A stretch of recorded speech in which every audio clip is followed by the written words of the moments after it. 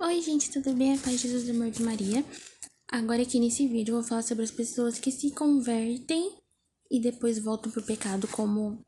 Vamos dar nomes, André Storac, por exemplo. Sobre os falsos doutores também. Então, vamos lá. 2 Pedro 2. Aqui, pra vocês verem que eu tô lendo na palavra de Deus.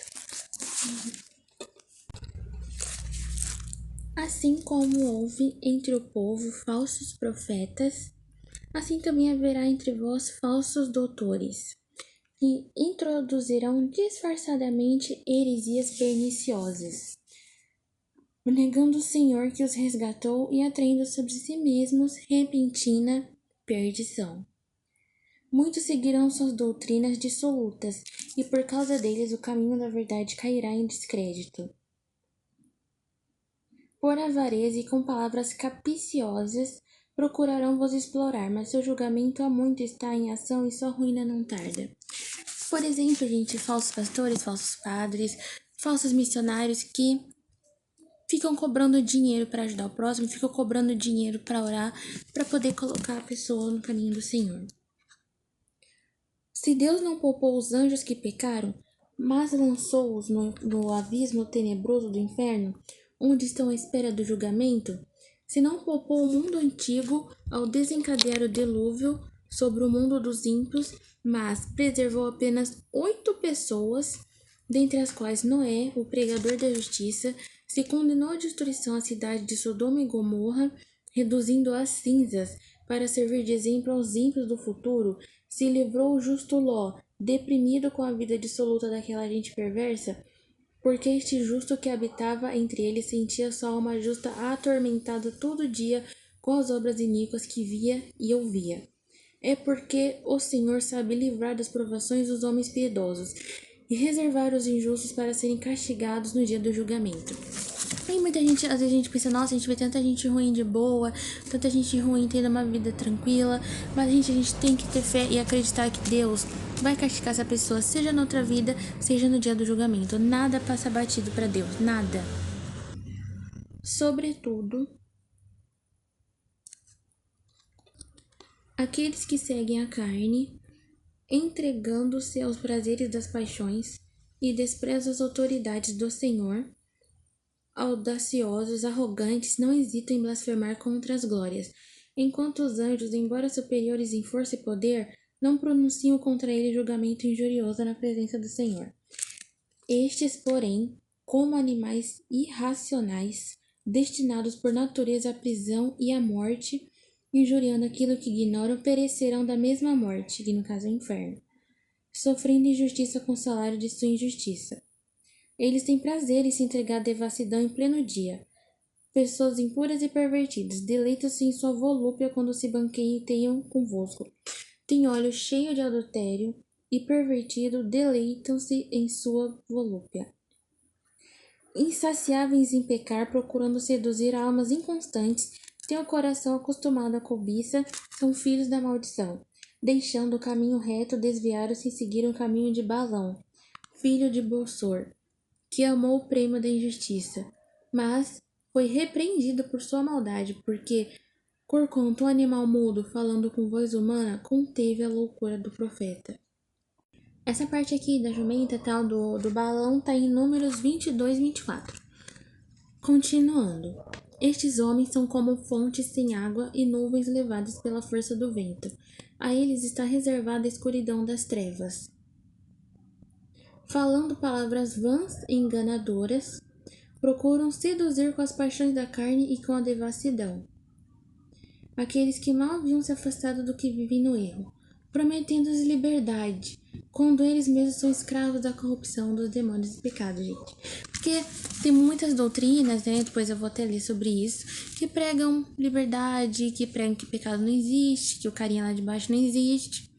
Porque, claro, a maior armadilha dele é fazer vocês acreditarem que o inferno não existe, que ele não existe, porque aí ele já tem a alma de vocês. Continuando. Pois cada um é escravo daquele que o vence. Com efeito, se depois de terem renunciado à corrupção do mundo, pelo conhecimento do Senhor e Salvador Jesus Cristo, se deixam novamente envolver-se e vencer por ela, seu último estado se torna pior do que o primeiro. Melhor lhes fora não terem conhecido o caminho da justiça, do que depois de conhecerem se desviarem do santo mandamento que lhes fora confiado. Nele se cumpriu a verdade contida no provérbio: o cão voltou ao seu próprio vômito e a porca lavada tornou-se a revolver-se na lama. E é engraçado porque, muita gente também pensa que essa parte aqui, gente, é bem interessante. Tem gente que pensa assim, vou continuar pecando, fazendo as coisas porque Jesus não vai voltar agora mesmo, né? A gente não sabe quando Jesus vai voltar, então vamos aprontar umas aqui, vamos pecar aqui, vamos fazer umas coisas erradas aqui do outro, porque a gente não sabe quando Jesus vai voltar. Mas tem um detalhe, gente. Vocês sabem quando vocês vão morrer, por exemplo? Porque a partir do momento que você morre, conta também como quando você vai passar pelo juízo, que é o julgamento de Deus. Se você morrer em pecado, o que você acha que vai acontecer? Se você tiver morrido sem confessar seus pecados, se você tiver morrido sem se arrepender de verdade, se você tiver morrido sem pedir perdão, porque não é só o fato sobre Jesus voltar, porque antes de Jesus voltar para a terra, vai ter que acontecer muita coisa, mas o fato da gente voltar ao Senhor, por exemplo. Você não sabe quando sua alma vai ser levada. Você não faz ideia de quando isso vai acontecer. Então você sempre tem que estar no caminho do Senhor orando e vigiando, porque você nunca sabe quando vai ser a hora que você vai ser tomado e tirado daqui dessa terra. E eu não tô falando sobre arrebatamento não, tá? Inclusive uma parte aqui em Lucas, que eu tava lendo mais cedo, que diz: "E quando o Filho do Homem voltar, encontrará a fé sobre a terra?" Porque Deus, ele sabe quando o arrependimento é verdadeiro. Inclusive aqui a gente tem Timóteo 2, 3, 1. Sabe, porém, o seguinte: nos últimos dias sobrevirão momentos difíceis.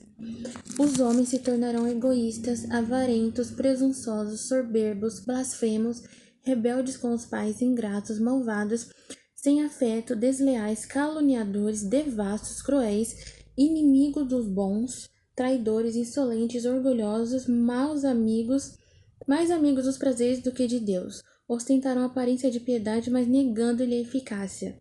Afasta-te de todos eles. Entre estes estão os que se introduzem pelas casas e conseguem cativar mulheres nécias, carregadas de pecados, possuídas de toda espécie de paixões, sempre aprendendo sem nunca chegar ao conhecimento da verdade. Como Janes e Mambres resistiram a Moisés, assim também estes resistem à verdade. São homens de espírito corrupto e de fé inconsistente. Mas eles não irão longe, pois todos estão manifesta a sua loucura, como foi o também a daqueles dois. Tu, porém, me tens servido em minha doutrina, no modo de viver, em planos na fé, na longanimidade, na caridade, na perseverança, nas perseguições, nas provações que me ocorreram em Antioquia, em Icônio e em Listra. Quantas perseguições sofri e de todas o Senhor me livrou. Todos os que quiserem viver piedosamente em Cristo serão perseguidos. Mas os homens maus e impostores irão de mal a pior, enganando e sendo enganados. Tu, porém, permanece firme naquilo que aprendestes e que fostes inteirado, sabendo de quem os tem aprendido. Desde tua infância conheces as sagradas escrituras. Elas têm o poder de proporcionar a sabedoria que conduz à salvação pela fé em Cristo Jesus.